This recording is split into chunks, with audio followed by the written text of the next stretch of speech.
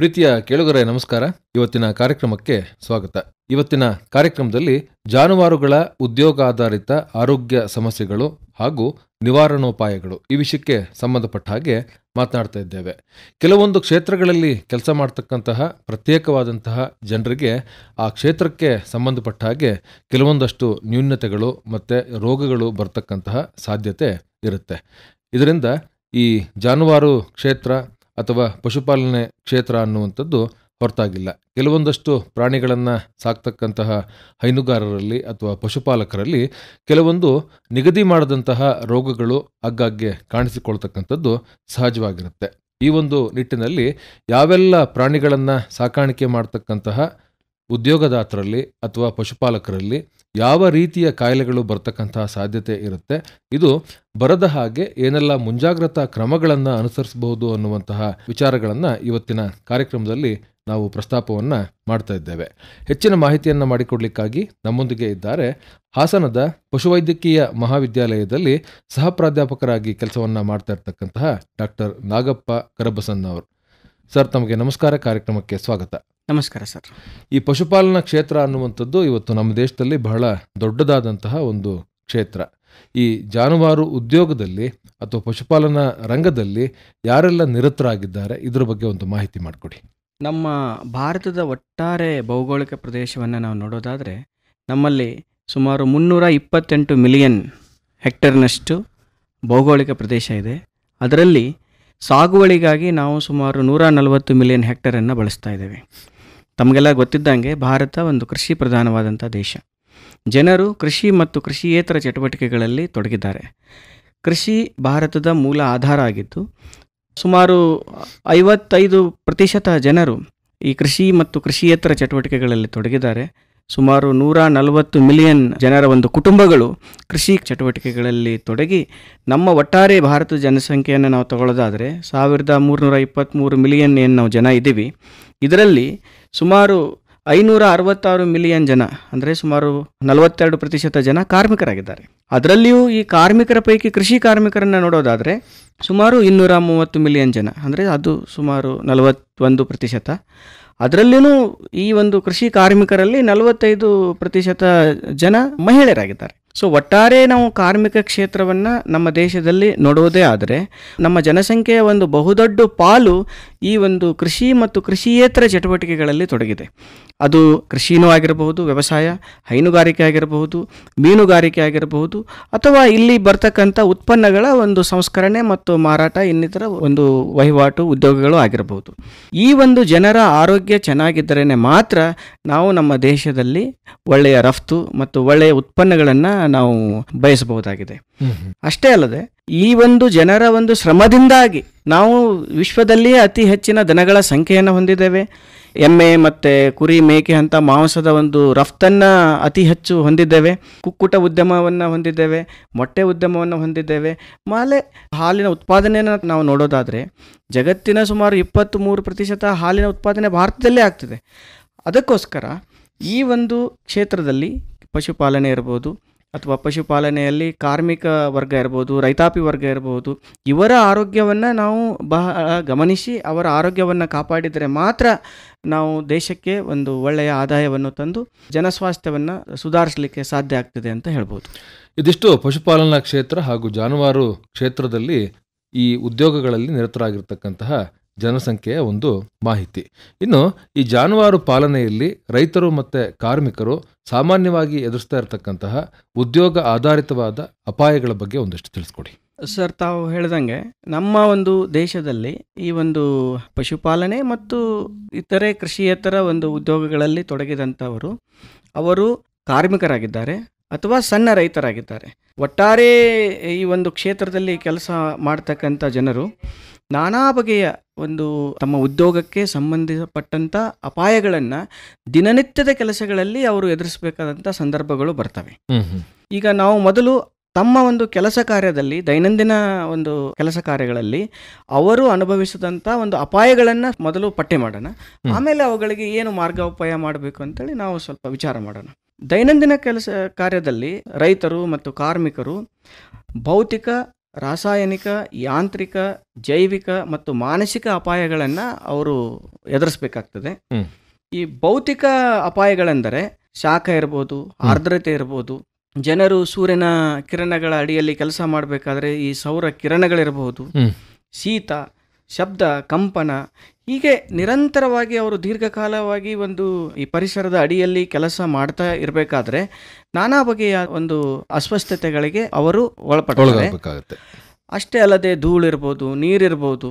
So ಒದ್ದೆಯಾದ ಸ್ಥಳಗಳಲ್ಲಿ ಈಗ ಗದ್ದೆ ಆಗಿರಬಹುದು, ಈ ಫಾರ್ಮ್ ಕೊಟ್ಟಿಗೆ ಆಗಿರಬಹುದು, ಒದ್ದೆಯಾದ ಸ್ಥಳಗಳಲ್ಲಿ ಹಲವಾರು ಗಂಟೆಗಳ ಕಾಲ ಕೆಲಸ ಮಾಡುವುದರಿಂದ ಅವರಿಗೆ ತಮ್ಮದೇ ಆದಂಥ ಕೆಲವು ಸಮಸ್ಯೆಗಳನ್ನು ಎದುರಿಸ್ತಾರೆ.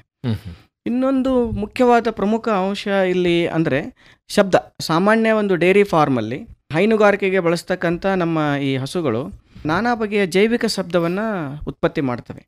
ಅವುಗಳ ಒಂದು ಮಟ್ಟ, ಜೈವಿಕ ಒಂದು ಮಟ್ಟವ ಎಷ್ಟಿರ್ತದೆ ಅಂದರೆ ಸುಮಾರು 70-80 ಡೆಸಿಬೆಲ್ವರೆಗೆ ಇರ್ತದೆ. ಇನ್ನು ನಮಗೆ ಗೊತ್ತಿದೆ, ನಮ್ಮ ರೈತಾಪಿ ಜನರು ಇವುಗಳ ಒಂದು ಜೊತೆಯಲ್ಲೇ ಇದ್ದಾಗ ಹೆಚ್ಚಿನ ಒಂದು ಶಬ್ದಕ್ಕೆ ಅವರು ದಿನಂಪ್ರತಿ ತಮ್ಮನ್ನು ಒಡ್ಡಿಕೊಂಡಾಗ ಸೊ ಕೆಲವೊಂದು ಶ್ರವಣಕ್ಕೆ ಸಂಬಂಧಪಟ್ಟಂಥ ಸಮಸ್ಯೆಗಳನ್ನ ಅವರು ಅನುಭವಿಸುವಂಥ ಒಂದು ಸಾಧ್ಯತೆ ಇದೆ. ಇದು ಎಲ್ಲರಲ್ಲಿಯೂ ಬರದೇ ಇದ್ರೂ ಕೂಡ ಕೆಲವೊಂದು ಜನರಲ್ಲಿ ಶ್ರವಣಕ್ಕೆ ಸಂಬಂಧಪಟ್ಟಂಥ ಒಂದು ಸಮಸ್ಯೆಗಳನ್ನು ಅನುಭವಿಸ್ತಾರೆ. ಅಥವಾ ಅದು ಮಾನಸಿಕವಾಗಿ ಒಂದು ಒತ್ತಡ ರೂಪದಲ್ಲಿ ಅಥವಾ ಇನ್ನಿತರ ಒಂದು ಮಾನಸಿಕ ಅಸ್ವಸ್ಥತೆಗಳಿಗೂ ಕೂಡ ಈ ಹೆಚ್ಚಿನ ಒಂದು ಡೆಸಿಬೆಲ್ ಅಂದರೆ ನಾವು ಹೇಳ್ತೀವಿ ಒಂದು 85 ಡೆಸಿಬೆಲ್ಗಿಂತ ಹೆಚ್ಚಿನ ಒಂದು ಶಬ್ದ ಏನಾದರೂ ಇದ್ದರೆ ಅದು ಅವರಿಗೆ ದೀರ್ಘಕಾಲೀನ ಆರೋಗ್ಯದ ಮೇಲೆ ಪರಿಣಾಮವನ್ನು ಬೀರುವಂಥ ಸಾಧ್ಯತೆ ಇದೆ. ಇನ್ನು ಮುಂದಿನ ಒಂದು ಸಮಸ್ಯೆ ಅಂದರೆ ದೈಹಿಕ ಆರೋಗ್ಯಕ್ಕೆ ಸಂಬಂಧಪಟ್ಟಂಥ ಸಮಸ್ಯೆ. ನಮ್ಮ ಒಂದು ಕಾರ್ಮಿಕರು ಮತ್ತು ರೈತಾಪಿ ಜನ ನಾನಾ ಬಗೆಯ ಭಾರಗಳನ್ನು ಹೊರ್ತಾರೆ. ಈ ಪ್ರಾಣಿಗಳ ಜೊತೆ ಅವರ ಒಡನಾಟ ಇರ್ತದೆ ದಿನ. ಪ್ರಾಣಿಗಳನ್ನು ಒಂದು ಕಡೆಯಿಂದ ಇನ್ನೊಂದು ಕಡೆ ಕೊಂಡೊಯ್ಯೋದು, ಸಾಗಿಸೋದು, ಅವುಗಳ ಒಂದು ನಿರ್ವಹಣೆ, ಈ ರೀತಿ ಮಾಡಬೇಕಾದ್ರೆ ಅವರು ನಾನಾ ಬಗೆಯಾದಂಥ ದೈಹಿಕ ಆರೋಗ್ಯ ಸಮಸ್ಯೆಗೆ ಒಳಪಡುವುದು. ಈ ಪ್ರಾಣಿಗಳು ಒದಿಬಹುದು, ಅವ್ರಿಗೆ ಇರಿಬಹುದು, ಗಾಯಗಳನ್ನು ಮಾಡಬಹುದು. ಅಷ್ಟೇ ಅಲ್ಲದೆ ಈ ವೈದ್ಯಕೀಯವಾಗಿ ಹೇಳೋದಾದರೆ ಇವುಗಳನ್ನು ಮಸ್ಕ್ಯುಲೋಸ್ಕೆಲೆಟಲ್ ಡಿಸಾರ್ಡರ್ಸ್ ಅಂತಾರೆ. ಸ್ನಾಯುಗಳಿಗೆ ಸಂಬಂಧಪಟ್ಟಂತೆ ಆಮೇಲೆ ಅವರಿಗೆ ಶರೀರದಲ್ಲಿ ಈಗ ಜಾಯಿಂಟು ಮತ್ತು ಇನ್ನಿತರ ಸಮಸ್ಯೆಗಳನ್ನು ಉಂಟು ಮಾಡ್ತವೆ, ಕಣ್ಣಿನ ಸಮಸ್ಯೆಗಳನ್ನು ಉಂಟು ಮಾಡ್ತವೆ. ಅದರ ಜೊತೆಗೆ ನಾನಾ ಬಗೆಯ ರೋಗಗಳನ್ನು ಪ್ರಸಾರ ಮಾಡ್ತವೆ. ಅವುಗಳು ಯಾವುವು ಅಂತ ಆಮೇಲೆ ನೋಡೋಣ. ಅದರಲ್ಲಿನೂ ಈ ಒಂದು ವಯಸ್ಸಾದಂಥ ವ್ಯಕ್ತಿಗಳು, ಸ್ತ್ರೀಯರು, ಇವರೇನಾದರೂ ಕೆಲಸ ಮಾಡ್ತಾ ಇದ್ರೆ ಅವರಿಗೆ ಸಂಬಂಧಪಟ್ಟಂಥ ಸಮಸ್ಯೆಗಳು, ವಯಸ್ಸಾದವರಿಗೆ ಇರ್ತಕ್ಕಂಥ ಸಮಸ್ಯೆಗಳು, ಆಮೇಲೆ ಸ್ತ್ರೀಯರಲ್ಲಿ ಇರ್ತಕ್ಕಂಥ ಕೆಲವೊಂದು ಸಮಸ್ಯೆಗಳಿಗೆ ಈ ವಯಸ್ಕ ಒಂದು ಕಾಂಪಿಟೆಂಟ್ ಅಡಲ್ಟ್ಗೆ ಜನರಿಗೆ ನಾವು ಕಂಪೇರ್ ಮಾಡಿದಾಗ ಇವರಲ್ಲಿ ಈ ಒಂದು ಸಮಸ್ಯೆಗಳ ಪರಿಣಾಮ ಜಾಸ್ತಿ ಆಗಿರ್ತದೆ. ಇನ್ನು ರಾಸಾಯನಿಕ ಅಪಾಯಗಳನ್ನು ನಾವು ನೋಡೋದಾದರೆ ಈಗ ನಾನಾ ಬಗೆಯ ಒಂದು ಪಶುಪಾಲನೆಯಲ್ಲಿ, ಅದು ಪಶು ಇರ್ಬೋದು, ಕುಕ್ಕುಟ ಇರ್ಬೋದು, ಪಶುಗಳಂದರೆ ಡೈರಿ ಫಾರ್ಮಿಂಗ್ ಇರ್ಬೋದು, ಪಿಗರಿ ಫಾರ್ಮಿಂಗ್ ಇರ್ಬೋದು, ಹಂದಿಗೆ ಸಾಕಾಣೆ ಇರ್ಬೋದು, ಕುರಿ ಕೋಳಿ ಇರ್ಬೋದು, ಇವುಗಳ ಒಂದು ಸಾಕಣೆಯಲ್ಲಿ ನಾನಾ ಬಗೆಯ ಔಷಧಗಳನ್ನು ಮತ್ತು ರಾಸಾಯನಿಕಗಳನ್ನು ಬಳಸಲಾಗ್ತದೆ. ಹೌದು, ಅವು ಕೀಟನಾಶಕಗಳು ಆಗಿರ್ಬೋದು, ಸಸ್ಯನಾಶಕಗಳಾಗಿರ್ಬೋದು, ಅಥವಾ ಇಲಿ ಅಂತ ದಂಶಕ ಪ್ರಾಣಿಗಳ ಒಂದು ನಿಯಂತ್ರಣ ಆಗಿರಬಹುದು, ಅಥವಾ ಪರೋಪಜೀವಿಗಳ ನಿಯಂತ್ರಣ ಮಾಡ್ತಕ್ಕಂಥ ಒಂದು ಔಷಧಿಗಳಾಗಿರಬಹುದು. ಇವುಗಳನ್ನು ನಮ್ಮ ರೈತಾಪಿ ವರ್ಗದವರು, ನಮ್ಮ ರೈತ ಬಾಂಧವರು ಸರಿಯಾದ ಪ್ರಮಾಣದಲ್ಲಿ ಅವುಗಳನ್ನು ಬಳಸದೇ ಹೋದರೆ, ಸೂಕ್ತ ರೀತಿಯಲ್ಲಿ ಅವುಗಳ ಒಂದು ಬಳಕೆ ಮಾಡದೇ ಹೋದರೆ, ಅಂದರೆ ಉದಾಹರಣೆಗೆ ಕೀಟನಾಶಕಗಳನ್ನು ಬಳಸಬೇಕಾದ್ರೆ ಸೂಕ್ತ ಪರ್ಸನಲ್ ಪ್ರೊಟೆಕ್ಷನ್ ಎಟಿಕ್ವೇಟ್ಸ್ ಅಂತ ನಾವು ಹೇಳ್ತೀವಿ, ವೈಯಕ್ತಿಕ ಸುರಕ್ಷಾ ಕವಚಗಳನ್ನು ಅವರು ಬಳಸದೇ ಹೋದರೆ ಉಸಿರಾಟದ ಮುಖಾಂತರ ಅವರ ಶರೀರ ಸೇರಿ ಅಥವಾ ತ್ವಚೆಯ ಮುಖಾಂತರ ಅವರ ಶರೀರ ಸೇರಿ ಅವ ಕಣ್ಣಿಗೆ ಹಾನಿ ಮಾಡ್ತಕ್ಕಂಥ ಸಾಧ್ಯತೆ ಇರ್ತವೆ. ಸೊ ಇವುಗಳು ರಾಸಾಯನಿಕ ಅಪಾಯಗಳು. ಇನ್ನು ಪಶುಪಾಲನೆಯಲ್ಲಿ ನಿರತ ಜನರು ಹಲವಾರು ಬಗೆಯ ಯಂತ್ರಗಳನ್ನು ಬಳಸ್ತಾರೆ. ಈಗ ಅತಿ ಸಿಂಪಲ್ ಆಗಿ ನಿಮ್ಗೆ ಹೇಳಬೇಕು ಅಂದರೆ ಒಂದು ಚಾಫ್ ಕಟರ್ ಒಂದು ಮಷೀನ್ ಇರ್ತದೆ, ಹಾಲು ಕರೆಯುವಂಥ ಮಷೀನ್ ಇರ್ತದೆ, ಟ್ರ್ಯಾಕ್ಟರ್ಗಳಿರ್ತವೆ, ಇನ್ನೂ ಹಲವಾರು ಬಗೆಯ ಒಂದು ಯಂತ್ರಗಳನ್ನು ಬಳಸ್ತಾ ಇರ್ತಾರೆ. ಈ ಯಂತ್ರಗಳ ಸೂಕ್ತ ಬಳಕೆಯ ಬಗ್ಗೆ ಅವರಿಗೆ ಸರಿಯಾದ ಮಾಹಿತಿ ಇರಬೇಕು, ಅಂದಮೇಲೆ ಅವರು ಬಳಸಬೇಕು. ಈ ಬೇರೆ ಎಲ್ಲ ಕ್ಷೇತ್ರಗಳಲ್ಲಿ ಏನಿರ್ತದೆ, ಒಬ್ಬ ವ್ಯಕ್ತಿಯನ್ನ ಒಂದು ನೌಕರಿಗೂ ಅಥವಾ ಕೆಲಸಕ್ಕೆ ತಗೊಳ್ಬೇಕಾದ್ರೆ ಒಂದು ತರಬೇತಿ ಕೊಟ್ಟು ತಗೊಳ್ತಾರೆ. ಬಟ್ ಇಲ್ಲಿ ಆ ರೀತಿ ಇರಲ್ಲ. ಇಲ್ಲಿ ಅವರು ಅನುಭವದ ಮುಖಾಂತರ ಜೊತೆ ನೋಡಿ ಕಲಿತಾ ಇರ್ತಾರೆ. ಅನುಭವಸ್ಥ ಜನರು ಮಾತ್ರ ಇವುಗಳನ್ನು ಬಳಸಬೇಕು. ಆಮೇಲೆ ಕೆಲವೊಂದು ಸಲ ಏನಾಗಿರ್ತದೆ, ಜನರಲ್ಲಿ ನಾನಾ ಕಾರಣಗಳಿಂದ ನಿಶಕ್ತಿ ಇರ್ತದೆ, ರೋಗ ರುಜಿನಗಳಿರ್ತದೆ. ಅಂಥ ಒಂದು ಸಂದರ್ಭದಲ್ಲಿ ಶರೀರದಲ್ಲಿ ಅಷ್ಟೊಂದು ಶಕ್ತಿ ಇರಲ್ಲ. ಅಂಥ ಸಂದರ್ಭದಲ್ಲಿ ಈ ಯಂತ್ರಗಳನ್ನು ಬಳಸಬೇಕಾದ್ರೆ ಬಹಳ ಎಚ್ಚರಿಕೆಯಿಂದ ಅವರು ಬಳಸಬೇಕಾಗ್ತದೆ. ಇಲ್ಲದೆ ಹೋದರೆ ಅಲ್ಲಿಗೆ ಯಂತ್ರಗಳಿಂದ ಸಮಸ್ಯೆಗಳನ್ನು ಬರೋಂಥ ಸಾಧ್ಯತೆ ಇರುತ್ತೆ. ತಾವು ಆಗಲೇ ಹೇಳಿದ್ರಿ, ಜೈವಿಕವಾಗಿ ಮತ್ತು ಮಾನಸಿಕವಾಗಿಯೂ ಕೂಡ ಅಪಾಯಗಳು ಸಂಭವಿಸುತ್ತೆ ಈ ಹೈನುಗಾರಿಕೆಯಲ್ಲಿ ಇರ್ತಕ್ಕಂತಹ ಉದ್ಯೋಗ ನಿರತರಲ್ಲಿ ಅಂತ ಹೇಳಿ. ಏನು ಹಾಗಂದ್ರೆ ಸರ್? ಜೈವಿಕ ಅಪಾಯಗಳು ಅಂದರೆ ನಾವು ಪಶುಪಾಲನೆಯಲ್ಲಿ ತೊಡಗಿದಾಗ ಪಶುಗಳು ಇರ್ಬೋದು ಅಥವಾ ಕುಕ್ಕುಟಗಳು ಇರ್ಬೋದು, ನಾನಾ ಬಗೆಯ ಒಂದು ಸೂಕ್ಷ್ಮಾಣು ಜೀವಿಗಳನ್ನು ಹೊಂದಿರ್ತವೆ. ಅವುಗಳು ಬ್ಯಾಕ್ಟೀರಿಯಾ ಇರ್ಬೋದು, ವೈರಸ್ ಇರ್ಬೋದು, ಪರೋಪಜೀವಿ ಆಗಿರ್ಬೋದು, ಶಿಲೀಂಧ್ರ ಆಗಿರ್ಬೋದು, ಅವುಗಳನ್ನು ಹೊಂದಿರ್ತವೆ. ಅವುಗಳನ್ನು ಅವು ತಮ್ಮ ದೇಹಗಳಿಂದ ಹೊರಸೂಸ್ತಾ ಇರ್ತವೆ, ಉಸಿರಾಟದ ಮುಖಾಂತರ, ಜೊಲ್ಲಿನ ಮುಖಾಂತರ, ಸಗಣಿಯ ಮುಖಾಂತರ, ಮೂತ್ರದ ಮುಖಾಂತರ ಹೊರಸೂಸ್ತಾ ಇರ್ತವೆ. ಇಂಥ ಒಂದು ವಾತಾವರಣದಲ್ಲಿ ನಮ್ಮ ರೈತ ಬಾಂಧವರು ಕೆಲಸ ಮಾಡ್ತಕ್ಕಂಥ ಅವಶ್ಯಕತೆ ಇರ್ತದೆ.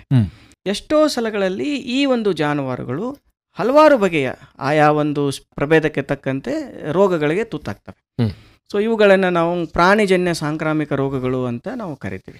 ಉದಾಹರಣೆಗೆ ಹೇಳಬೇಕು ಅಂದರೆ, ಈಗ ಇಲಿ ಜ್ವರ ಇರ್ಬೋದು, ಕಂದು ರೋಗ ಅಥವಾ ಬ್ರುಸೆಲೋಸಿಸ್ ಅಂತ ಅಂತೀವಿ, ನೆರಡಿ ರೋಗ ಇರಬಹುದು, ಅಥವಾ ನಾನಾ ಬಗೆಯ ಕಜ್ಜಿಗಳಿರಬಹುದು, ಪರೋಪಜೀವಿಗಳಿರಬಹುದು.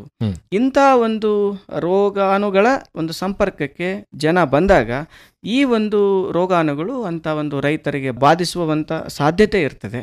ಇವುಗಳನ್ನು ನಾವು ಜೈವಿಕ ಅಪಾಯ ಅಂತ ಹೇಳ್ಬೋದು. ಇನ್ನು ಇಷ್ಟೇ ಅಲ್ಲದೆ ಕೆಲವೊಂದು ಸಾಂಕ್ರಾಮಿಕವಲ್ಲದ ಜೈವಿಕ ಅಪಾಯಗಳು ಕೂಡ ಇರುತ್ತೆ. ಉದಾಹರಣೆಗೆ ನಾವು ಫಾರ್ಮರ್ಸ್ ಲಂಗ್ ಅಥವಾ ರೈತರ ಶ್ವಾಸಕೋಶ ಅಂತ ಹೇಳಿ ಒಂದು ಕಂಡೀಷನ್ ಇದೆ. ಅದ್ರ ಬಗ್ಗೆ ನಾವು ಆಮೇಲೆ ಡಿಸ್ಕಸ್ ಮಾಡೋಣ. ಇನ್ನು ತಾವು ಕೇಳ್ದಂಗೆ ಮಾನಸಿಕ ಅಪಾಯಗಳು ಯಾವುವು ಅಂತ. ಈಗ ತಮಗೆ ಗೊತ್ತಿದೆ, ಈಗ ಎಂಪ್ಲಾಯ್ಮೆಂಟ್ ಡೈವರ್ಸಿಫಿಕೇಶನ್ ಆಗ್ತಾ ಇದೆ. ಕೃಷಿಯಲ್ಲಿ ಜನ ಕೆಲಸ ಮಾಡ್ಲಿಕ್ಕೆ ಇಷ್ಟ ಇಲ್ಲ. ತಾವು ಅಲ್ಲಿ ಕೇಳ್ತಾ ಇರ್ತೀರಿ, ಎಷ್ಟೋ ಜನ ಕೃಷಿಯಲ್ಲಿ ಒಬ್ಬ ಯುವಕ ನಿರತನಾಗ್ತಂದ್ರೆ ಅವನಿಗೆ ಹೆಣ್ಣು ಕೂಡ ಕೊಡ್ಲಿಕ್ಕೆ ಜನ ಹಿಂದ್ಮುಂದೆ ನೋಡ್ತಾ ಇದ್ದಾರೆ. ಈ ರೀತಿಯಾದಂಥ ಒಂದು ಉದ್ಯೋಗದ ಒತ್ತಡ ಇದೆ, ಕೆಲಸದ ತೃಪ್ತಿ ಇರಲ್ಲ, ಆಮೇಲೆ ಈ ಒಂದು ಅಭದ್ರತೆಯ ಭಾವನೆ ಇರ್ತದೆ. ಈ ರೀತಿ ಇರೋದ್ರಿಂದ ಪರಿವಾರದಲ್ಲಿನೂ ಸಮಸ್ಯೆಗಳಾಗ್ತವೆ, ಸಂಬಂಧದಲ್ಲಿನೂ ಸಮಸ್ಯೆ ಆಗ್ತವೆ. ಇಂಥ ಜನರು, ಅದರಲ್ಲಿನೂ ಈ ಯುವಕರು ಭಾವನಾತ್ಮಕವಾಗಿ ಉದ್ವೇಗಕ್ಕೆ ಒಳಗಾಗ್ತಾರೆ. ಇನ್ನು ಬೇರೆ ಉದ್ಯೋಗದ ಒಂದು ಹುಡುಕಾಟದಲ್ಲಿರ್ತಾರೆ, ನಿರುದ್ಯೋಗ ಸಮಸ್ಯೆ ಬರ್ತದೆ. ಯಾಕಂದರೆ ಇದೊಂದು ಪರಂಪರಾಗತವಾಗಿ ಏನು ಬಂದಿರ್ತದೆ ಅವರ ಮನೆಗಳಲ್ಲಿ, ಅದನ್ನು ಉದ್ಯೋಗ ಅಂತ ಕನ್ಸಿಡರ್ ಮಾಡಲ್ಲ ಅವರು. ಇದರಿಂದ ಏನಾಗ್ತದೆ, ಅವರಲ್ಲಿ ನಿದ್ದೆಯಲ್ಲಿ ಅಡಚಣೆ ಆಗ್ಬೋದು. ಆಮೇಲೆ ಇದರ ಒಂದು ಪರಿಣಾಮವಾಗಿ ಏನು ಮಾಡ್ತಾರೆ, ಅವರು ಕೆಲವೊಂದು ವ್ಯಸನಗಳ ಗುಲಾಮರಾಗ್ತಾರೆ. ಪ್ರಮುಖವಾಗಿ ಈ ತಂಬಾಕು ಸೇವನೆ ಮಾಡುವಂಥದ್ದು, ಮದ್ಯಪಾನ ಮಾಡುವಂಥದ್ದು, ಆಮೇಲೆ ಮನರಂಜನೆಯನ್ನು ಜಾಸ್ತಿ ಅವರು ಅದಕ್ಕೆ ಎಕ್ಸ್ಪೋಸ್ ಆಗದೇ ಇರೋದ್ರಿಂದ ಮಾನಸಿಕವಾಗಿ ಸ್ವಲ್ಪ, ಎಲ್ಲರಲ್ಲಿ ಅಲ್ಲ ಕೆಲವೊಬ್ಬರಲ್ಲಿ, ಈ ಒಂದು ಮಾನಸಿಕ ಕಾಯಿಲೆಗಳು ಇರ್ತಕ್ಕಂಥ ಸಾಧ್ಯತೆ ಇದೆ. ಇನ್ನು ಈ ಪಶುಪಾಲನೆ ಅಂತ ಹೇಳಿದ್ರೆ ಅಲ್ಲಿ ತಾವಾಗಲೇ ಹೇಳಿದಾಗೆ ಹೈನುಗಾರಿಕೆ ಇರುತ್ತೆ, ಕುಕ್ಕುಟ ಪಾಲನೆ ಇರುತ್ತೆ ಅಂತ ಅಂದ್ರೆ ಕೋಳಿ ಸಾಕಾಣಿಕೆ, ಹಾಗೇನೆ ಹಂದಿ ಸಾಕಾಣಿಕೆ, ಕುರಿ ಮೇಕೆ ಸಾಕಾಣಿಕೆ, ಮೊಲಗಳ ಸಾಕಾಣಿಕೆ, ಇನ್ನೂ ವನ್ಯ ಜಾನುವಾರುಗಳ ಸಾಕಾಣಿಕೆಯಲ್ಲಿ ಸಾಕಷ್ಟು ಜನ ನಿರತರಾಗಿರ್ತಕ್ಕಂಥದ್ದನ್ನು ನಾವು ಗಮನಿಸಬಹುದು. ಈ ಜನರಲ್ಲಿ ಸಾಮಾನ್ಯವಾಗಿ ಕಾಣಿಸ್ಕೊಳ್ತಕ್ಕಂತಹ ಆರೋಗ್ಯದ ಸಮಸ್ಯೆಗಳ ಬಗ್ಗೆ ಒಂದಷ್ಟು ವಿವರ ಮಾಡಿಕೊಡಿ. ಕೆಲವೊಂದು ಪ್ರಾಣಿಗಳ ಒಂದು ಬಿಹೇವಿಯರ್ ಮೇಲೆ ಸಮಸ್ಯೆಗಳು ಉಂಟಾಗ್ತವೆ. ಉದಾಹರಣೆಗೆ ಹೇಳಬೇಕು ಅಂದ್ರೆ, ಈಗ ಹಸುಗಳಲ್ಲೇನೆ ನೋಡಿ, ಸೌಮ್ಯ ಸ್ವಭಾವದ ಹಸುಗಳು ಇರ್ತವೆ, ಆದರೆ ನಮ್ಮ ನಾಟಿ ಹಸುಗಳು ಬಹಳ ಫೆರೋಷಿಯಸ್ ಇದ್ದು ಇರಿಯುವಂತ ಒಂದು ಸಾಧ್ಯತೆನೂ ಇರ್ತದೆ. ಇವುಗಳನ್ನ ಅರಿತು ನಮ್ಮ ರೈತ ಬಾಂಧವರು ಕೆಲಸ ಮಾಡಬೇಕಾಗ್ತದೆ, ಅಥವಾ ಕಾರ್ಮಿಕರು ಕೆಲಸ ಮಾಡಬೇಕಾಗ್ತದೆ. ಏನಾಗ್ತದೆ, ಈ ಪ್ರಾಣಿಗಳ ಒಡನಾಟದಲ್ಲಿ ಈ ಮನುಷ್ಯ ಮತ್ತು ಪ್ರಾಣಿಯ ಒಂದು ಬಾಂಧವ್ಯ ಬೆಳೀತದೆ. ಒಂದೊಂದ್ಸಲ ಏನಾಗ್ತದೆ, ಆ ಒಂದು ನಿರ್ದಿಷ್ಟ ಮನುಷ್ಯ ಅಲ್ಲೇನು ಫಾರ್ಮಲ್ಲಿ ಕೆಲಸ ಮಾಡ್ತಿರ್ತಾರೆ, ಅವ್ರು ಯಾವ ಕಾರಣಾಂತರಗಳಿಂದ ಬೇರೆ ಕಡೆ ಹೋಗ್ಬೇಕಾಗಿರ್ತದೆ. ಆ ಜಾಗದಲ್ಲಿ ಇನ್ನೊಬ್ಬರು ಬಂದಾಗ ಆ ಒಂದು ಪಶು ಇವರನ್ನ ನಮ್ಮವರು ಅಂತ ಎಕ್ಸೆಪ್ಟ್ ಮಾಡಲ್ಲ. ಅಂತ ಒಂದು ಸಮಯದಲ್ಲಿ ಅದು ರಿಯಾಕ್ಟ್ ಮಾಡ್ತದೆ. ಈ ರಿಯಾಕ್ಷನ್ ಹಠಾತ್ತಾಗಿ ಅಕಸ್ಮಾತ್ ಆಗಿನೂ ಇರಬಹುದು, ಅಥವಾ ಮೊದಲೇ ಯಾವುದಾದ್ರೂ ಒಂದು ಸಂಜ್ಞೆಗಳನ್ನ ಕೊಡುವಂಥದ್ದು ಇರ್ಬೋದು.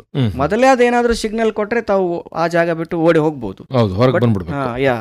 ಅದು ಬಿಟ್ಟು ಹಠಾತ್ತಾಗಿ ಆದಾಗ ಕಷ್ಟ ಆಗುತ್ತೆ. ಇದನ್ನ ಅರಿತುಕೊಂಡು ಅವರು ಕೆಲಸವನ್ನ ಮಾಡ್ಬೇಕಾಗ್ತದೆ. ಕೆಲವೊಂದು ಪ್ರಾಣಿಗಳು ಕಚ್ತವೆ, ಕೆಲವೊಂದು ಇರಿತವೆ, ಕೆಲವೊಂದು ಒದಿತವೆ. ಈಗ ಹಸುಗಳಲ್ಲೇ ನೀವು ನೋಡ್ಬೇಕಾದ್ರೆ ಒದಿಲಿಕ್ಕೂ ನಿರ್ದಿಷ್ಟ ಜಾಗಗಳಿದಾವೆ. ಮುಂದೆ ಬಂದಾಗ ಒದೆಯಲ್ಲ, ಹಿಂದೆ ನಿಂತರೂ ಒದೆಯಲ್ಲ, ಸೈಡ್ ನಿಂತಾಗ ಒದೆ ಬಿದ್ದೇ ಬೀಳುತ್ತೆ.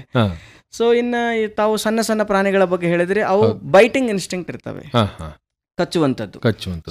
ಅದಕ್ಕೋಸ್ಕರ ಈಗ ನಾವು ಈ ಒಂದು ಸಮಸ್ಯೆಗಳನ್ನ ನಾವು ನೋಡೋದಾದ್ರೆ ನಮ್ಮ ದೇಶದಲ್ಲಿ ಅಷ್ಟೇ ಅಲ್ಲ, ಇವನ್ನು ಅಭಿವೃದ್ಧಿ ಹೊಂದಿದ ದೇಶಗಳಲ್ಲಿಯೂ ಕೂಡ ಈ ಒಂದು ಪಶುಪಾಲನೆಯಲ್ಲಿ ತೊಡಗಿಸಿಕೊಂಡಂತ ಜನರಲ್ಲಿ ಸುಮಾರು 10-20% ಜನರಿಗೆ ಒಂದಲ್ಲ ಒಂದು ರೀತಿಯ ಗಾಯಗಳು ಆಗೇ ಬಿಡ್ತವೆ ಶರೀರದ ಮೇಲೆ. ಇದು ಒಂದು ಸಮಸ್ಯೆ.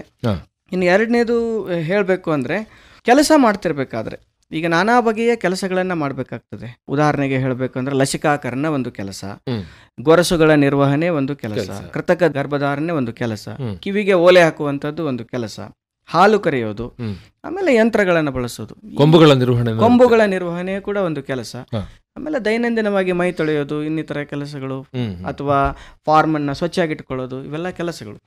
ಈ ಒಂದು ಕೆಲಸಗಳನ್ನು ಮಾಡಬೇಕಾದ್ರೆ ಸುರಕ್ಷಿತ ಮಾರ್ಗಗಳನ್ನು ನಮ್ಮ ರೈತ ಬಾಂಧವರು ಬಳಸಬೇಕಾಗ್ತದೆ. ಪ್ರಮುಖವಾಗಿ ಯಾವುದೇ ಒಂದು ಕೆಲಸ ಮಾಡ್ತಿರ್ಬೇಕಾದ್ರೆ, ಇದು ಯಾವುದೇ ಪ್ರಭೇದದ ಪ್ರಾಣಿಯಾಗಿರಲಿ, ಕೆಲಸ ಮಾಡಬೇಕಾದ್ರೆ ವೈಯಕ್ತಿಕ ಸುರಕ್ಷಾ ಕವಚಗಳನ್ನು ಅವರು ಬಳಸಲೇಬೇಕು. ಪ್ರಮುಖವಾಗಿ ಅದರಲ್ಲಿ ಗಂಬೂಟನ್ನು ಬಳಸುವಂಥದ್ದು, ಆಮೇಲೆ ಫಾರ್ಮಲ್ಲಿ ಕೆಲಸ ಮಾಡಬೇಕಾದ್ರೆ ಅಲ್ಲಿಯೇ ಇರ್ತಕ್ಕಂಥ ಒಂದು ಉಡುಗೆಯನ್ನು ಬಳಸ್ತಕ್ಕಂಥದ್ದು. ಎಷ್ಟೋ ಸಲ ಏನಾಗ್ತದೆ, ನಮ್ಮ ರೈತ ಬಾಂಧವರು ಫಾರ್ಮಲ್ಲಿ ಕೆಲಸ ಮಾಡ್ತಾ ಇರ್ತಾರೆ. ಈಗ ಕುಕ್ಕುಟ ಪಾಲನೆ ಅನ್ಕೊಳ್ಳಿ, ಮನೆಯಲ್ಲಿ ಚಿಕ್ಕ ಚಿಕ್ಕ ಮಕ್ಕಳಿರ್ತಾರೆ, ಮನೆಯಲ್ಲಿ ವಯೋವೃದ್ಧರಿರ್ತಾರೆ, ಗರ್ಭಿಣಿ ಸ್ತ್ರೀಯರಿರ್ತಾರೆ, ಡೆಲಿವರಿ ಆಗಿರೋಂಥ ಸ್ತ್ರೀಯರಿರ್ತಾರೆ. ಸೊ ಫಾರ್ಮಲ್ಲಿ ಕೆಲಸ ಮಾಡಿ ಹಾಗೇ ಮನೆಗೆ ಬಂದಾಗ ಅಲ್ಲಿ ಇರುವ ಸೋಂಕು ಮತ್ತು ಕಲ್ಮಶಗಳನ್ನು ಅವರು ಮನೆಗಳಿಗೆ, ಅಡುಗೆ ಮನೆಯವರೆಗೂ ತಂದಂಗಾಗತ್ತೆ. ಇಂಥ ಒಂದು ಪ್ರಸರಣಗಳನ್ನು, ರೋಗ ಪ್ರಸರಣಗಳನ್ನು ನಾವು ತಡೆಗಟ್ಟಬೇಕು ಅಂದರೆ ವೈಯಕ್ತಿಕ ಸುರಕ್ಷಾ ಕವಚಗಳನ್ನು ಕಡ್ಡಾಯವಾಗಿ ನಮ್ಮ ರೈತ ಬಾಂಧವರು ಬಳಸಲೇಬೇಕು. ಅದಕ್ಕೆ ಒಂದು ಡೆಫಿನೆಟ್ ಆಗಿ ನಿರ್ದಿಷ್ಟವಾದಂಥ ಒಂದು ಜಾಗದಲ್ಲಿ ಈ ಒಂದು ವಸ್ತುಗಳನ್ನು, PPE ಏನಂತೀವಿ ನಾವು, ಅವುಗಳನ್ನು ಇಡಬೇಕಾಗತ್ತೆ. ಸೀಮಿತ ಸ್ಥಳಗಳಿರ್ತವೆ. ಸೀಮಿತ ಸ್ಥಳಗಳು ಏನಪ್ಪ ಅಂದರೆ, ಈಗ ಫೀಡ್ ಸೈಲೋಗಳಿರ್ಬೋದು, ತೊಟ್ಟಿಗಳಿರ್ಬೋದು, ಹೊಂಡಗಳಿರ್ಬೋದು, ಅಥವಾ ಇದು ಫಾರ್ಮಿಂದ ಏನೊಂದು ಹೊರಸೂಸ್ತಕ್ಕಂಥ ಈ ಸಗಣಿ ಮೂತ್ರಗಳನ್ನು ಸ್ಟೋರ್ ಮಾಡಲಿಕ್ಕೆ ಒಂದು ತೊಟ್ಟಿ ಇರ್ಬೋದು, ಅಥವಾ ಒಂದು ಬಾವಿ ಥರ ತೋಡಿದಂಥ ಜಾಗ ಇರ್ಬೋದು. ಇಂಥ ಜಾಗದಲ್ಲಿ ಜಾಸ್ತಿ ಹಾನಿಕಾರಕವಾದಂಥ ಅನಿಲಗಳು ಸಂಗ್ರಹ ಆಗ್ತವೆ. ಉದಾಹರಣೆಗೆ ತಾವು ಹೇಳ್ಬೇಕಂದ್ರೆ, ಈಗ ಆಮ್ಲಜನಕದ ಒಂದು ಸಂಪರ್ಕ ಇರದೇ ಇರುವಂಥ ಜಾಗದಲ್ಲಿ ಆನರೋಬಿಕ್ ಕಂಡೀಷನ್ ಅಂತೀವಿ, ಇದರಲ್ಲಿ ಹೈಡ್ರೋಜನ್ ಸಲ್ಫೈಡ್ ನಂತ ಗ್ಯಾಸ್ ಉತ್ಪತ್ತಿ ಆಗುತ್ತೆ. ಈಗ ಉದಾಹರಣೆಗೆ ಸೈಲೇಜ್ಗಳನ್ನು ಮಾಡ್ತಾರೆ, ಸೈಲೇಜ್ ಅಲ್ಲಿಯೂ ಕೂಡ ನಾನಾ ಬಗೆಯ ಗ್ಯಾಸ್ಗಳು ಉತ್ಪತ್ತಿ ಆಗ್ತವೆ. ಅಷ್ಟೇ ಅಲ್ಲದೆ ಸೂಕ್ಷ್ಮಾಣುಜೀವಿಗಳು ಕೂಡ ಉತ್ಪತ್ತಿ ಆಗ್ತವೆ. ಇವುಗಳ ಸಂಪರ್ಕಕ್ಕೆ ನಮ್ಮ ರೈತ ಬಾಂಧವರು ಬಂದಾಗ ಆರೋಗ್ಯದ ಮೇಲೆ ವಿಪರೀತ ಪರಿಣಾಮ ಆಗ್ತದೆ. ಹೈನುಗಾರಿಕೆಯಲ್ಲಿ ಹೇಳಬೇಕು ಅಂದರೆ, ಹೈನುಗಾರಿಕೆ ಇರ್ಬೋದು, ಕುಕ್ಕುಟ ಇರ್ಬೋದು, ಇಲ್ಲಿ ಅಮೋನಿಯಾ ಪ್ರೊಡಕ್ಷನ್ ಆಗ್ತಾ ಇರ್ತದೆ. ಈ ಅಮೋನಿಯಾ ಹೇಗಪ್ಪ ಪ್ರೊಡ್ಯೂಸ್ ಆಗ್ತದೆ ಅಂದರೆ, ಈ ಹಸುಗಳಲ್ಲಿ ಯೂರಿನ್ನ ಮುಖಾಂತರ ಯೂರಿಯಾ ಬರ್ತದೆ, ಸಗಣಿಯ ಮುಖಾಂತರ ಸೂಕ್ಷ್ಮಾಣುಜೀವಿಗಳು ಮತ್ತೆ ಸೂಕ್ಷ್ಮಾಣುಜೀವಿಗಳ ಎನ್ಸೈಮ್ಸ್ಗಳು ಬರ್ತವೆ, ಯೂರಿಯಾಸ್ ಅಂತ ನಾವು ಅಂತೀವಿ. ಅದು ಈ ಮೂತ್ರದ ಮೇಲೆ ಇರ್ತಕ್ಕಂಥ ಯೂರಿಯಾದ ಮೇಲೆ ರಿಯಾಕ್ಷನ್ ಆಗಿ ಅಮೋನಿಯಾ ಲಿಬರೇಟ್ ಆಗ್ತದೆ. ಈ ಅಮೋನಿಯಾದಿಂದನೇ ನಮಗೆ ಡೈರಿಗಳಲ್ಲಿ ಹೋದಾಗ ವಾಸನೆ ಬರ್ತಾ ಇರ್ತದೆ. ಅದು ವಾಲಟೈಲ್ ಆಗೋದ್ರಿಂದ ಕೊಟ್ಟಿಗೆ ತುಂಬಿ ಇರ್ತದೆ. ಅಂತ ಒಂದು ಹಾನಿಕಾರಕ ಗ್ಯಾಸ್ಗಳಿಗೆ ಹೈಡ್ರೋಜನ್ ಸಲ್ಫೈಡ್ ಆನರೋಬಿಕ್ ಇದ್ದಾಗ ಅಥವಾ ಏರೋಬಿಕ್ ಇದ್ದಾಗ, ಅಮೋನಿಯಾ ಇದ್ದಾಗ, ಇವುಗಳಿಗೆ ನಮ್ಮ ರೈತ ಬಾಂಧವರು ದಿನಂಪ್ರತಿ ಸ್ವಲ್ಪ ಸ್ವಲ್ಪ ಪ್ರಮಾಣದಲ್ಲಿ ಎಕ್ಸ್ಪೋಸ್ ಆಗ್ತಾ ಇರ್ತವೆ. ಅವು ಕಾಲಾಂತರದಲ್ಲಿ ಇವುಗಳಿಗೆ ಸಾಂಕ್ರಾಮಿಕವಲ್ಲದ ರೋಗಗಳನ್ನು ಪ್ರಸಾರ ಮಾಡಲಿಕ್ಕೆ ಕಾರಣ ಆಗ್ತವೆ. ತಾವು ಆಗಲೇ ಮಾತನಾಡ್ತಾ ಹೇಳಿದ್ರಿ ಈ ಫಾರ್ಮರ್ಸ್ ಲಂಗ್ ಅಥವಾ ರೈತರ ಶ್ವಾಸಕೋಶ ಅಂತ ಹೇಳಿ, ಇದ್ರ ಬಗ್ಗೆ ಒಂದಷ್ಟು ತಿಳಿಸ್ಕೊಡಿ. ನಮ್ಮ ರೈತ ಬಾಂಧವರು ಧೂಳು, ಆಮೇಲೆ ಈ ಪಶುಗಳು ಉತ್ಪತ್ತಿ ಮಾಡ್ತಕ್ಕಂಥ ಅವುಗಳ ಶರೀರದ ಮೇಲೆ ಕೂದಲಿರ್ತದೆ, ಡ್ಯಾಂಡ್ರಫ್ ಇರ್ತದೆ, ಇಂಥ ಒಂದು ಅಂಶಗಳಿಗೆ ದಿನಂಪ್ರತಿ ಎಕ್ಸ್ಪೋಸ್ ಆಗ್ತಾ ಇರ್ತಾರೆ. ಇದರಲ್ಲಿ ಸೂಕ್ಷ್ಮಾಣುಜೀವಿಗಳಿರ್ತವೆ, ನಾನಾ ಬಗೆಯ ಶಿಲೀಂಧ್ರಗಳು ಮತ್ತು ಬ್ಯಾಕ್ಟೀರಿಯಾ ಸೂಕ್ಷ್ಮಾಣುಜೀವಿಗಳಿರ್ತವೆ. ಶಿಲೀಂಧ್ರದಲ್ಲಿ ನಾವು ಹೇಳಬೇಕಾದ್ರೆ ಪ್ರಮುಖವಾಗಿ ಈ ಫೇನಿಯ ಸ್ಪೀಸೀಸು ಅಥವಾ ಥರ್ಮೋ ಆಕ್ಟಿನೋಮೈಸಿಟಿಸ್ ಸ್ಪೀಸೀಸ್ ಅಂತ ನಾವು ಹೇಳ್ತೀವಿ, ಮೈಸಿಸ್ ಸ್ಪೀಸೀಸ್ ಅಂತ. ಅವು ಈ ಒಂದು ಫಂಗೈ ಇರ್ತವೆ. ಈ ಫಂಗೈಗಳು ನಮ್ಮ ಶ್ವಾಸಕೋಶದಲ್ಲಿ ಹೋದಾಗ, ಇತರೆ ಒಂದು ಸೇಂದ್ರಿಯ ಅಥವಾ ಆರ್ಗ್ಯಾನಿಕ್ ಪದಾರ್ಥಗಳ ಮುಖಾಂತರ ಹೋದಾಗ ನಮ್ಮ ಶ್ವಾಸಕೋಶದಲ್ಲಿ ನಿಮೋನೈಟಿಸ್ ಆಗಿಬಿಡ್ತದೆ. ಸೊ ಇದು ರೈತರಲ್ಲಿನೇ ಅತಿ ಹೆಚ್ಚು ಕಾಣಿಸಿಕೊಳ್ತದೆ. ಅದಕ್ಕೆ ಈ ಒಂದು ಕಂಡೀಷನ್ಗೆ ಫಾರ್ಮರ್ಸ್ ಲಂಗ್ ಅಥವಾ ರೈತರ ಶ್ವಾಸಕೋಶ ಅಂತ ಅಂತಾರೆ. ಇದೊಂದು ಅಲರ್ಜಿಕ್ ಪ್ರಕ್ರಿಯೆ. ಅಲರ್ಜಿ ಅಂದ್ರೆ ಹೈಪರ್ ಸೆನ್ಸಿಟಿವಿಟಿ ಅಂತ ನಾವು ಹೇಳ್ತೀವಿ. ದಿನ ಈ ಒಂದು ಕಲುಷಿತ ವಾತಾವರಣಕ್ಕೆ ಅವರು ಎಕ್ಸ್ಪೋಸ್ ಆಗ್ತಾ ಇರೋದ್ರಿಂದ ಅವುಗಳಲ್ಲಿ ಶ್ವಾಸಕೋಶದ ಒಂದು ಸಮಸ್ಯೆಗಳು ಉಂಟಾಗಿ ಉಸಿರಾಟದ ಮೇಲೆ ತೊಂದರೆ ಉಂಟಾಗುತ್ತೆ. ಈ ಒಂದು ದೀರ್ಘಕಾಲದ ಒಂದು ರೈತರ ಶ್ವಾಸಕೋಶ ನಾವೇನಂತೀವಿ, ಕ್ರಾನಿಕ್ ಫಾರ್ಮರ್ಸ್ ಲಂಗ್ ಡಿಸೀಸ್ ಅಂತ ಏನು ಹೇಳ್ತೀವಿ, ಈ ಒಂದು ಸೋಂಕಿನಿಂದ ಬಳಲ್ತಕ್ಕಂಥ ಜನರು ವೈದ್ಯರನ್ನ ಕಾಣಬೇಕು. ಯಾಕಂದ್ರೆ ಇದನ್ನ ನಾವು ಕಡಿಮೆ ಮಾಡೋಕ್ಕಾಗಲ್ಲ. ಅದು ಎಷ್ಟಿದೆಯೋ ಅಷ್ಟು ನಿಯಂತ್ರಣ ಮಾಡಲಿಕ್ಕೆ ಮಾತ್ರ ಸಾಧ್ಯ. ಇದಕ್ಕೆ ವೈದ್ಯರ ಮಾರ್ಗದರ್ಶನ ಅತ್ಯಗತ್ಯ. ಈಗ ಫಾರ್ಮಲ್ಲಿ ಹೋದ್ಮೇಲೆ ಕೆಮ್ಮು, ಒಣ ಕೆಮ್ಮು ಅಥವಾ ಇನ್ನಿತರ ತೊಂದರೆಗಳನ್ನ ಅನುಭವಿಸ್ತಕ್ಕಂಥ ಜನರು ಸೂಕ್ತ ಒಂದು ಚಿಕಿತ್ಸೆಯನ್ನ ಪಡಿಬೇಕು ಅಂತೇಳಿ ಈ ಮೂಲಕ ನಾವು ರೈತರಿಗೆ ಹೇಳ್ಬೋದು. ಅಂತಂದ್ರೆ ಅವರು ಅದನ್ನು ನಿರ್ಲಕ್ಷ್ಯ ಮಾಡೋ ಅಂಥದ್ದು ಬೇಡ, ಕಡ್ಡಾಯವಾಗಿ ವೈದ್ಯರ ಹತ್ರ ಹೋಗಬೇಕು ಅಂತ ಹೇಳಿ. ಖಂಡಿತವಾಗಿ ಸರ್. ಹಾಗಿದ್ರೆ ಈ ಪಶುಪಾಲನೆ ವ್ಯವಸ್ಥೆನಲ್ಲಿ ಈ ರೈತರ ಶ್ವಾಸಕೋಶ ಏನಿರುತ್ತೆ ಇದ್ರ ಮೇಲೆ ಹೆಚ್ಚು ಗಂಭೀರವಾದಂತಹ ಪರಿಣಾಮಗಳನ್ನು ಉಂಟು ಮಾಡ್ತಕ್ಕಂಥ ಸಾಧ್ಯತೆ ಹೆಚ್ಚಾಗಿರುತ್ತೆ. ಹೌದು ಸರ್. ಇನ್ನು ಈ ಜಾನುವಾರು ಪಾಲನಾ ಫಾರಂಗಳಲ್ಲಿ ಯಂತ್ರಗಳ ಬಗ್ಗೆ ತಾವಾಗಲೇ ಹೇಳಿದ್ರಿ, ಅವುಗಳ ಸುರಕ್ಷತೆ ಬಗ್ಗೆನೂ ಕೂಡ ಸಾಕಷ್ಟು ಗಮನವನ್ನು ನೀಡಬೇಕು ಅಂತ ಹೇಳಿದ್ರಿ. ಹೇಗೆ ಸುರಕ್ಷತೆಯ ಬಗ್ಗೆ ಗಮನವನ್ನು ನೀಡತಕ್ಕಂಥದ್ದು? ಈಗ ಜಾಗತಿಕ ಮಟ್ಟದಲ್ಲಿ ನಮಗೆ ಒಂದು ಇಂಟರ್ನ್ಯಾಷನಲ್ ಲೇಬರ್ ಆರ್ಗನೈಸೇಷನ್ ಅಂತಿದೆ, ಅಂತಾರಾಷ್ಟ್ರೀಯ ಕಾರ್ಮಿಕ ಸಂಸ್ಥೆ ಅಂತ. ಇದೊಂದು ವಿಶ್ವಸಂಸ್ಥೆಯ ಒಂದು ಅಂಗ. ಇದರ ಅಡಿಯಲ್ಲಿ ಜಗತ್ತಿನಲ್ಲಿ ಇರ್ತಕ್ಕಂಥ ಎಲ್ಲಾ ಕಾರ್ಮಿಕರ ಬಗ್ಗೆನೂ ಅವರ ಒಂದು ವರ್ಕ್ ಪ್ಲೇಸ್ ಅಲ್ಲಿ ಇರ್ತಕ್ಕಂಥ ಸುರಕ್ಷತೆಯ ಬಗ್ಗೆ ಉಲ್ಲೇಖ ಮಾಡ್ತಾರೆ. ಒಂದು ಕಾಯ್ದೆ ಅಂದರೆ ಅದ್ರಲ್ಲಿ ಬೇರೆ ಬೇರೆ ಕನ್ವೆನ್ಷನ್ಗಳಿದೆ. ಅದು ಕೃಷಿಯಲ್ಲಿ ತೊಡಗಿದಂಥ ಜನರ ಒಂದು ಸುರಕ್ಷತೆ ಮತ್ತು ಅವರ ಆರೋಗ್ಯಕ್ಕೆ ಸಂಬಂಧಿಸಿದ್ದಾಗಿದೆ. ಇದರಲ್ಲಿ ನಾವು ಪ್ರಮುಖವಾಗಿ ಯಂತ್ರಗಳನ್ನು ಏನು ನಾವು ಕೃಷಿಯಲ್ಲಿ ಅಥವಾ ಈ ಪಶುಪಾಲನೆಯಲ್ಲಿ ಏನು ಬಳಸ್ತೀವಿ, ನಮ್ಮ ರೈತರು ಮುಖ್ಯವಾಗಿ ಈ ಚಾಫ್ ಕಟ್ರನ್ನ ಬಳಸ್ತಾರೆ. ಈ ಚಾಫ್ ಕಟ್ರಿಗೆ ತನ್ನದೇ ಆದಂಥ ಒಂದು ಅಂತಾರಾಷ್ಟ್ರೀಯ ಮಾನದಂಡ ಇದೆ. ಅದಕ್ಕೆ ಅಲ್ಲಿ ಬೆಲ್ಟ್ ಇದೆ, ಒಳಗಡೆ ಒಂದು ಮೇವನ್ನ ಕತ್ತರಿಸ್ತಕ್ಕಂಥ ಒಂದು ಯಂತ್ರ ಇದೆ, ಅಲ್ಲಿ ಅವರ ಕೈಗಳು ಹೋಗಬಾರ್ದು, ಅಕಸ್ಮಾತ್ ಆಗಿ ಬಿದ್ದರೂ ಕೂಡ ಅವರ ಒಂದು ಆರೋಗ್ಯಕ್ಕೆ ಏನೂ ಆಗಬಾರ್ದು. ಈ ರೀತಿಯಾದಂಥ ಒಂದು ಗ್ಯಾಜೆಟ್ಗಳು ಇದೆ. ಅದನ್ನ ಎಲ್ಲ ಒಂದು ಈ ಕೃಷಿ ಯಂತ್ರಗಳನ್ನು ತಯಾರಿ ಮಾಡ್ತಕ್ಕಂಥ ತಯಾರಕದಾರರು ಈ ಒಂದು ಮಾನದಂಡಗಳನ್ನು ಬಳಸಲೇಬೇಕಾಗ್ತದೆ. ಅಷ್ಟಾಗಿಯೂ ಕೂಡ ಎಷ್ಟೋ ಸಲ ಏನಾಗ್ತದೆ, ಆಕಸ್ಮಿಕವಾಗಿ ತೊಂದರೆಗಳು ಬರ್ತವೆ. ಇಂಥ ಒಂದು ಸಂದರ್ಭದಲ್ಲಿ ಅವರಿಗೆ ಒಂದು ಸೂಕ್ತ ತರಬೇತಿ ಕೊಡುವ ಮುಖಾಂತರ ಈ ಒಂದು ಸಮಸ್ಯೆಗಳನ್ನು ನಾವು ಪರಿಹರಿಸಬಹುದಾಗಿದೆ. ಈ ಪ್ರಾಣಿಜನ್ಯ ರೋಗಗಳು ಅಂತ ಹೇಳಿ ಕೆಲವು ಬರೋ ಅಂಥ ಸಾಧ್ಯತೆ ಇರುತ್ತೆ. ಅಂತ ಅಂದ್ರೆ ಪ್ರಾಣಿಗಳಲ್ಲಿ ಏನು ರೋಗ ಬರುತ್ತೋ ಅದು ಮನುಷ್ಯರಲ್ಲೂ ಕೂಡ ಬರ್ತಕ್ಕಂಥ ಸಾಧ್ಯತೆ ಇರುತ್ತೆ. ಅವುಗಳ ಒಡನಾಟವನ್ನು ಇಟ್ಕೊಂಡಿರ್ತಕ್ಕಂಥ ಸಂದರ್ಭದಲ್ಲಿ ಈ ರೋಗಗಳ ಬಗ್ಗೆ ಎಷ್ಟರ ಮಟ್ಟಿಗೆ ಜಾಗೃತೆಯಿಂದ ಇರಬೇಕು? ಈಗ ಸರ್, ಮನುಷ್ಯನ ಕಾಯಿಲೆಯ ಸುಮಾರು 62% ಕಾಯಿಲೆಗಳು ಪ್ರಾಣಿಜನ್ಯ ಸಾಂಕ್ರಾಮಿಕ ರೋಗಗಳಾಗಿವೆ. ಈ ಒಂದು ರೋಗಗಳು ಪ್ರಾಣಿಗಳಿಂದ ನಮಗೆ ಬರೋದ್ರಿಂದ ಅವು ಒಂದು ನೇರವಾಗಿ ಬರ್ಬೋದು. ನೇರವಾಗಿ ಅಂದರೆ ಪ್ರಾಣಿಜನ್ಯ ಆಹಾರ ತಿನ್ನುವುದರ ಮುಖಾಂತರ, ಪ್ರಾಣಿಗಳ ಉಸಿರಾಟದ ಮುಖಾಂತರ, ಅಥವಾ ಪ್ರಾಣಿಗಳ ಒಂದು ಪ್ರತ್ಯಕ್ಷ ಅಥವಾ ಪರೋಕ್ಷ ಸಂಪರ್ಕದಿಂದ ಈ ರೋಗಗಳು ಮನುಷ್ಯನಿಗೆ ಬರ್ತಕ್ಕಂಥ ಸಾಧ್ಯತೆ ಇದೆ. ಈ ರೋಗಗಳನ್ನು ನಾವು ಪ್ರಾಣಿಗಳಲ್ಲಿಯೇ ನಿಯಂತ್ರಣ ಮಾಡಿಬಿಟ್ರೆ ಮನುಷ್ಯನಿಗೆ ತಡೆಗಟ್ಟದಂಗೆ ಆಗ್ತದೆ. ಅದಕ್ಕೆ ಏನೆಲ್ಲ ಮಾಡ್ಲಿಕ್ಕೆ ಸಾಧ್ಯ ಇದೆ? ಈ ಒಂದು ಪ್ರಾಣಿಗಳಿಗೆ ಎಲ್ಲೆಲ್ಲಿ ಪ್ರಾಣಿಜನ್ಯ ಸಾಂಕ್ರಾಮಿಕ ರೋಗಗಳಿಗೆ ಲಸಿಕೆ ಲಭ್ಯ ಇದೆಯೋ ಪ್ರಾಣಿಗಳನ್ನ ಲಸಿಕೆ ಹಾಕಿಸ್ಕೊಂಡ್ಬಿಡೋದು. ಉದಾಹರಣೆಗೆ ಈಗ ಭಾರತ ಸರ್ಕಾರ ಕಂದು ರೋಗ ಅಥವಾ ಬ್ರುಸೆಲ್ಲಸ್ಗೋಸ್ಕರ ಒಂದು ಲಸಿಕಾಕರಣ ಅಭಿಯಾನವನ್ನ ಪ್ರಾರಂಭ ಮಾಡಿದೆ. ಇಲ್ಲಿ ನಮ್ಮ ರೈತ ಬಾಂಧವರು ಪಶುವೈದ್ಯರ ಒಂದು ಸಲಹೆಯ ಮೇರೆಗೆ ಈ ಒಂದು ಕಂದು ರೋಗಕ್ಕೆ ಲಸಿಕಾಕರಣ ಮಾಡಿದ್ದೇ ಆದರೆ ಅದು ಮನುಷ್ಯನಿಗೆ ಬರ್ತಕ್ಕಂಥ ಪ್ರಮೇಯ ತಪ್ಪುತ್ತದೆ. ಇನ್ನು ಈಗ ಕ್ಷಯ ರೋಗ ಅಂತ ನಮ್ಮಲ್ಲಿ ಬರ್ತದೆ. ಪ್ರಾಣಿಗಳಲ್ಲಿ ಈ ದನಗಳ ಕ್ಷಯ ಅಂತೇಳಿ ಒಂದು ಬರ್ತದೆ. ಇದು ಪ್ರಾಣಿಯ ಉಸಿರಾಟದಿಂದ ಮತ್ತು ಪ್ರಾಣಿಯ ಒಂದು ಉತ್ಪನ್ನಗಳನ್ನು ತಿನ್ನುವುದರ ಮುಖಾಂತರ ಬರ್ತದೆ. ಈಗ ಈ ಒಂದು ರೋಗದ ಲಕ್ಷಣಗಳನ್ನು ನಾವು ಪ್ರಾಣಿಯಲ್ಲಿ ಗುರುತಿಸೋದೇ ಆಗಿಬಿಟ್ರೆ ಅಂಥ ಪ್ರಾಣಿಗಳನ್ನು ನಾವು ಸಪರೇಟ್ ಮಾಡಿ ಅವುಗಳ ಸಂಪರ್ಕದಿಂದ ದೂರ ಇರಲಿಕ್ಕೆ ಸಾಧ್ಯ ಆಗ್ತದೆ. ಇನ್ನು ಈ ಬಯೋಸೆಕ್ಯೂರಿಟಿ ಅಂತ ನಾವು ಅಂತೀವಿ, ಜೈವಿಕ ಸುರಕ್ಷತಾ ಕ್ರಮಗಳನ್ನು ಬಳಸೋದ್ರಿಂದ. ಈಗ ಯಾರೋ ಒಬ್ಬರು ಕೋಳಿ ಫಾರ್ಮಲ್ಲಿ ಕೆಲಸ ಮಾಡ್ತಿದ್ದಾರೆ ಅನ್ಕೊಳ್ಳಿ, ಅಲ್ಲಿ ಕೋಳಿಗಳ ಸಾವಾಗ್ತದೆ. ಸಾವಾದಾಗ ಅಂಥ ಒಂದು ಕೋಳಿಗಳನ್ನು ಅವರು ನಿರ್ದಿಷ್ಟ ಸ್ಥಳದಲ್ಲಿ ವಿಲೇವಾರಿ ಮಾಡಿದ್ದೇ ಆದರೆ ಈ ಸತ್ತ ಪ್ರಾಣಿ ಅಥವಾ ಕೋಳಿಗಳಿಂದ ನಮಗೆ ರೋಗ ಬರೋದನ್ನು ತಡೆಗಟ್ಟಲಾಗ್ತದೆ. ಇನ್ನು ಈ ಫಾರ್ಮಿನ ಮುಂದೆ ಎಷ್ಟೋ ಸಂದರ್ಭಗಳಲ್ಲಿ ನಾವು ಈ ಫುಡ್ ಡಿಪ್ಗಳನ್ನು ಇಡ್ತೀವಿ.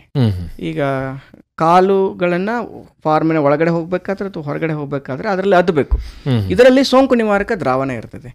ಈ ರೀತಿಯಾದಂಥ ಒಂದು ದ್ರಾವಣಗಳನ್ನಿಟ್ಟಾಗ ಈ ಒಂದು ಸಾಂಕ್ರಾಮಿಕ ರೋಗಗಳು ಈ ಕೊಟ್ಟಿಗೆಯಿಂದ ನಮ್ಮ ಮನೆಯವರೆಗೆ ಬರದೇ ಇರುವಂಗೆ ನೋಡ್ಕೊಂಡಂಗೆ ಆಗ್ತದೆ. ಆಮೇಲೆ ಪ್ರಾಣಿಜನ್ಯ ಸಾಂಕ್ರಾಮಿಕ ರೋಗಗಳು ನಮ್ಮ ಗರ್ಭಾವಸ್ಥೆಯಲ್ಲಿರ್ತಕ್ಕಂಥ ಮಹಿಳೆಯರು ಅಥವಾ ವಯಸ್ಸಾದಂಥ ಜನರು ಮತ್ತು ಚಿಕ್ಕ ಮಕ್ಕಳಲ್ಲಿ ಜಾಸ್ತಿಯಾಗಿ ಪ್ರಕೋಪ ಮಾಡೋದ್ರಿಂದ ಈ ಒಂದು ರಿಸ್ಕ್ ಗ್ರೂಪ್ನ ಜನ ಪ್ರಾಣಿಗಳ ಸಂಪರ್ಕವನ್ನು ಸ್ವಲ್ಪ ಅವಾಯ್ಡ್ ಮಾಡೋದು ಬೆಟರ್. ಅಥವಾ ಮನೆಯಲ್ಲಿ ಇಂಥ ಜನ ಇದ್ದಾಗ ವಯಸ್ಕರು ಪ್ರಾಣಿಗಳ ಒಂದು ಆರೈಕೆ ಮಾಡಿ ಬರಬೇಕಾದ್ರೆ ವೈಯಕ್ತಿಕ ಸುರಕ್ಷತಾ ಕ್ರಮಗಳನ್ನು ಬಳಸಿಕೊಂಡಿದ್ದೇ ಆದರೆ ಈ ಒಂದು ಪ್ರಾಣಿಜನ್ಯ ಸಾಂಕ್ರಾಮಿಕ ರೋಗಗಳನ್ನು ನಾವು ತಡೆಗಟ್ಟದಂಗಾಗ್ತದೆ. ಆಮೇಲೆ ಎಲ್ಲೆಲ್ಲಿ ಸಾಧ್ಯ ಇದೆಯೋ ಅಲ್ಲಿ ಅಂತರ್ ಮತ್ತು ಬಾಹ್ಯ ಪರೋಪಜೀವಿಗಳನ್ನು ಕೂಡ ನಾವು ನಿಯಂತ್ರಣ ಇಟ್ಕೊಳ್ಬೇಕಾಗತ್ತೆ. ಆಮೇಲೆ ಈ ರೋಗವಾಹಕ ಕೀಟಗಳಿರ್ತಾವಲ್ಲ, ಸೊಳ್ಳೆ ಇರ್ಬೋದು, ಈಗ ಉಣ್ಣೆ ಇರ್ಬೋದು, ಚಿಗಟ ಇರ್ಬೋದು, ಇವುಗಳ ನಿಯಂತ್ರಣಗಳನ್ನು ಕೂಡ ನಾವು ಮಾಡಿಕೊಂಡಾಗ ಈ ಕಸುಬು ಆಧಾರಿತ ರೋಗಗಳು ನಮ್ಮನ್ನು ಬಾಧಿಸೋದನ್ನು ನಾವು ಕಡಿಮೆ ಮಾಡಿದಂಗೆ ಆಗ್ತದೆ. ಇರ್ತದೆ. ಒಟ್ಟಾರೆ ಈ ಜಾನುವಾರುಗಳ ಉದ್ಯೋಗ ಆಧಾರಿತ ಆರೋಗ್ಯ ಸಮಸ್ಯೆಗಳು ಹಾಗೂ ನಿವಾರಣೋಪಾಯಗಳಿಗೆ ಸಂಬಂಧಪಟ್ಟ ಹಾಗೆ ನಮ್ಮ ರೈತರು ಅನುಸರಿಸಬೇಕಾದಂತಹ ಕ್ರಮಗಳೇನೇನು? ವೈಯಕ್ತಿಕ ಸುರಕ್ಷತೆ ಮೊದಲನೇದು, ಲಸಿಕಾಕರಣ, ಪ್ರಾಣಿಗಳ ಲಸಿಕಾಕರಣ ಮತ್ತು ನಮ್ಮ ಲಸಿಕಾಕರಣ. ಈ ಉದಾಹರಣೆಗೆ ಹೇಳ್ಬೇಕಂದ್ರೆ ರೈತ ಬಾಂಧವರು ಈ ಹುಚ್ಚು ರೋಗ, ರೆಬಿಸ್ ಅಂತ ರೋಗಗಳಿಗೆ ತುತ್ತಾಗುವಂತ ಸಾಧ್ಯತೆ ಇರ್ತದೆ. ಕಚ್ಚುವ ನಾಯಿ ಮತ್ತು ಇನ್ನಿತರ ಕಚ್ಚುವ ಪ್ರಾಣಿಗಳಿಂದ ಬರ್ತದೆ. ಬಂದ ಮೇಲೆ ಅದಕ್ಕೇನು ಮಾಡೋಕ್ಕಾಗಲ್ಲ, ಯಾಕಂದ್ರೆ ಅದು ಮಾರಣಾಂತಿಕ ರೋಗ, ಅದಕ್ಕೆ ಔಷಧಿ ಇಲ್ಲ. ಅದಕ್ಕೆ ಮೊದಲೇ ಇಂಥವರು ವೈದ್ಯರನ್ನ ಸಂಪರ್ಕಿಸಿ ಚುಚ್ಚುಮದ್ದನ್ನ ಮೊದಲೇ ತಗೊಂಡಿದ್ದೇ ಆಗಿದ್ರೆ, ಲಸಿಕೆಗಳನ್ನ ತಗೊಂಡಿದ್ದೇ ಆಗಿದ್ರೆ, ಒಂದು ವೇಳೆ ರೋಗಗ್ರಸ್ತ ಪ್ರಾಣಿ ನಮ್ಮನ್ನ ಕಚ್ಚಿದ್ರೂ ಕೂಡ ನಮಗೆ ಅದರಿಂದ ಪ್ರೊಟೆಕ್ಷನ್ ಸಿಗ್ತದೆ. ಸೊ ಇನ್ನು ಕಚ್ಚಿ ಆದ್ಮೇಲೂ ಕೂಡ ಈಗ ಒಂದು ಹುಚ್ಚು ನಾಯಿ ಅಥವಾ ಈ ಒಂದು ಹುಚ್ಚು ರೋಗ ನಿಯಂತ್ರಣದಲ್ಲಿ ಕಚ್ಚಿ ಆದ್ಮೇಲೂ ಕೂಡ ಎಷ್ಟು ಸಾಧ್ಯವೋ ಅಷ್ಟು ಬೇಗ ವೈದ್ಯಕೀಯ ಒಂದು ಚಿಕಿತ್ಸೆಯನ್ನು ತೆಗೆದುಕೊಂಡಿದ್ದೇ ಆದರೆ ಅವುಗಳು ಮಾರಣಾಂತಿಕವಾಗುವುದನ್ನು ನಾವು ಕಡಿಮೆ ಮಾಡ್ಬೋದು. ಆಮೇಲೆ ವೈಯಕ್ತಿಕ ಸುರಕ್ಷತೆ, ಆಮೇಲೆ ಫಾರ್ಮ್ಗಳಲ್ಲಿನ ಸ್ವಚ್ಛತೆ, ಸತ್ತ ಪ್ರಾಣಿಗಳ ಸೂಕ್ತ ವಿಲೇವಾರಿ, ಆಮೇಲೆ ದಿನಂಪ್ರತಿ ಫಾರ್ಮಿಂದ ಹೊರಸೂಸ್ತಕ್ಕಂಥ ಈ ತ್ಯಾಜ್ಯದ ಸೂಕ್ತ ವಿಲೇವಾರಿ, ಇವುಗಳನ್ನು ಮಾಡ್ಕೊಂಡಿದ್ದೇ ಆದರೆ. ಆಮೇಲೆ ಒಂದು ವಿಷಯ ಅಂದರೆ ಫಾರ್ಮಲ್ಲಿ ಕೆಲಸ ಮಾಡಬೇಕಾದ್ರೆ ನೀರು ಮತ್ತು ಇನ್ನಿತರ ಅಂಶಗಳು ಇರೋದ್ರಿಂದ ಅಲ್ಲಿ ಸ್ಲಿಪ್ಪರಿ ಆಗಿರ್ತದೆ. ಅಲ್ಲಿ ನಿಧಾನವಾಗಿ ನಾವು ಚಲಿಸ್ಕೊಂಡು ಹೋಗಿದ್ದೇ ಆದರೆ ಗಾಯಗಳನ್ನು ಕೂಡ ತಡೆಗಟ್ಟಬಹುದು. ಯಂತ್ರಗಳನ್ನು ಬಳಸ್ತಿರ್ಬೇಕಾದ್ರೆ ಸೂಕ್ತ ಕ್ರಮಗಳನ್ನು ಬಳಸಿದ್ದೇ ಆದರೆ ಯಂತ್ರಗಳಿಂದ ನಾವು ಸುರಕ್ಷತೆಯನ್ನು ಹೊಂದಬಹುದು. ಈ ಎಲ್ಲ ಒಂದು ಒಟ್ಟಾರೆ ಅಂಶಗಳನ್ನು ನಾವು ಜನಜೀವನದಲ್ಲಿ ಅಂದರೆ ದಿನನಿತ್ಯದ ಕ್ರಮಗಳಲ್ಲಿ ಬಳಸಿದ್ದೇ ಆದರೆ ಈ ಕಸುಬು ಆಧಾರಿತ ರೋಗಗಳಿಂದ ಸ್ವಲ್ಪ ದೂರ ಇರಬಹುದು ಅಂತೇಳಿ ಅನ್ಸುತ್ತೆ. ಕಸುಬು ಆಧಾರಿತ ರೋಗಗಳಿಗೆ ಸಂಬಂಧಪಟ್ಟ ಹಾಗೆ ಇನ್ನು ಹೆಚ್ಚಿನ ಮಾಹಿತಿ ಬೇಕು ಅಂತ ಹೇಳಿದರೆ ತಮ್ಮನ್ನು ಸಂಪರ್ಕ ಮಾಡ್ತಕ್ಕಂಥದ್ದು ಹೇಗೆ? ನನ್ನ ಮೊಬೈಲ್ ಸಂಖ್ಯೆ 720-477-6725. ಸಂಪರ್ಕ ಸಂಖ್ಯೆಯನ್ನು ಮತ್ತೊಮ್ಮೆ ಹೇಳಿ. 720-477-6725. ಧನ್ಯವಾದಗಳು ಡಾಕ್ಟರ್ ನಾಗಪ್ಪ ಅವರೇ. ಇವತ್ತಿನ ಕಾರ್ಯಕ್ರಮದಲ್ಲಿ ಜಾನುವಾರುಗಳ ಉದ್ಯೋಗಾಧಾರಿತ ಆರೋಗ್ಯ ಸಮಸ್ಯೆಗಳು ಹಾಗೂ ನಿವಾರಣೋಪಾಯಗಳು ಈ ವಿಷಯಕ್ಕೆ ಸಂಬಂಧಪಟ್ಟ ಹಾಗೆ ವಿವರವಾದಂಥ ಮಾಹಿತಿಯನ್ನು ನಮ್ಮ ಕೇಳುಗರಿಗೆ ಮಾಡಿಕೊಟ್ರಿ. ಧನ್ಯವಾದಗಳು. ನಮಸ್ಕಾರ. ಧನ್ಯವಾದಗಳು ಸರ್. ಇದುವರೆಗೆ ಜಾನುವಾರುಗಳ ಉದ್ಯೋಗಾಧಿತ ಆರೋಗ್ಯ ಸಮಸ್ಯೆಗಳು ಹಾಗೂ ನಿವಾರಣೋಪಾಯಗಳು ಈ ಕುರಿತಂತೆ ಹಾಸನದ ಪಶುವೈದ್ಯಕೀಯ ಮಹಾವಿದ್ಯಾಲಯದ ಸಹ ಪ್ರಾಧ್ಯಾಪಕರಾದ ಡಾಕ್ಟರ್ ನಾಗಪ್ಪ ಕರಬಸನ್ನವರ್ ಅವರೊಂದಿಗಿನ ಸಂದರ್ಶನ ಕೇಳಿದಿರಿ.